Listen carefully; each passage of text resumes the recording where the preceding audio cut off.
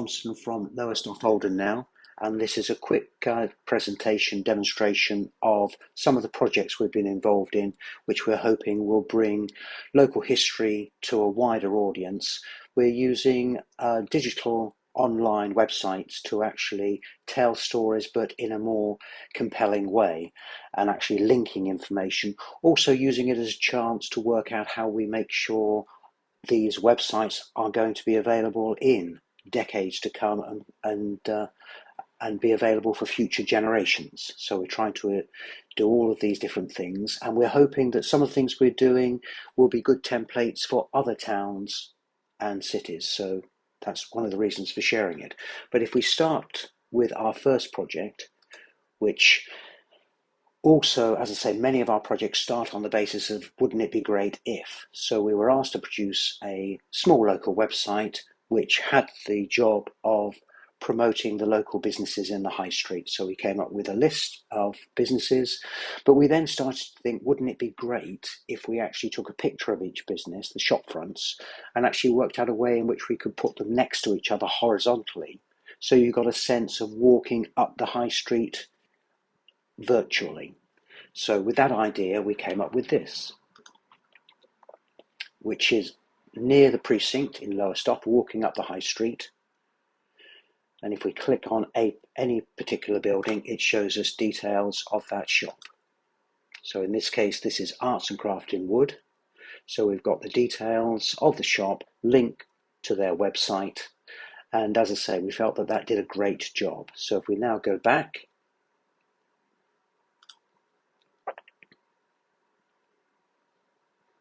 we now look at the next thing, which was, could we actually, instead of just showing both sides of the high street, could we actually show the bottom row is the current high street and the shops, but above that is the oldest or most interesting picture we have of that shop. So you're really starting to get a sense of the history. So if we click on Scamps, for instance, here, which is number 118, brilliant picture. We've got more information about this particular building and the businesses that have been there in the past. And we're delighted to say we've had a real engagement from local people through social media to actually source many of these pictures and memories. So if we move on, this is the other side of the road, the eastern side, and in this case we're looking at number 42, which is was at one time Bayfield and Cullen Butchers and Dairymen. So if we click on that, we can see more information and how much the shop has changed through the years. Now if we go back, obviously with almost 100 buildings on each side, it takes a while to scroll up and down, but we've even thought of that. So for instance, if you come to here, you can actually put in the number of the building that you want to go to, say 58. Now this is interesting because 58, as you can see here, you've got here 59, which is the old chemists, which has changed very little and shows its magnificent architecture. But next door you have a bakery, which has changed radically. Now if you want to know the history behind that, you simply click on it. And if we scroll further down, we see that it was badly damaged in the war and had to be rebuilt. So we have information on all of that. Going back again, we've also thought that sometimes you won't know the number, but you might know the actual name of the building. So in this case, if we wanted to go to the famous Flint House, you can simply zip straight down to it.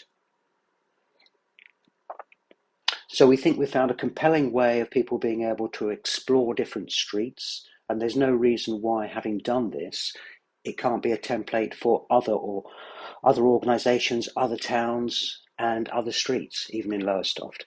But having done that, we thought, how could we use this template in other ways? So we actually worked with a local school and actually got hold of a thermal camera. So what we did was, using the same template, we actually took pictures of the buildings and put them above the current building to give a sense of how they retain heat. And sadly, it's a work in progress, as we can see, but it does show the flexibility. If we move on, as I say, it can be used for any other town or city, and this is Bury St Edmunds, which was a test that we did. So this is Cornhill in Bury St Edmunds, and once again, you start by taking the picture of the current buildings, make sure they line up, and software does that for you, and then find the oldest or most interesting picture of that building. Sometimes you have to use a bit of technology to alter the perspective to make sure they're straight on, but all good for that. So if we move right along,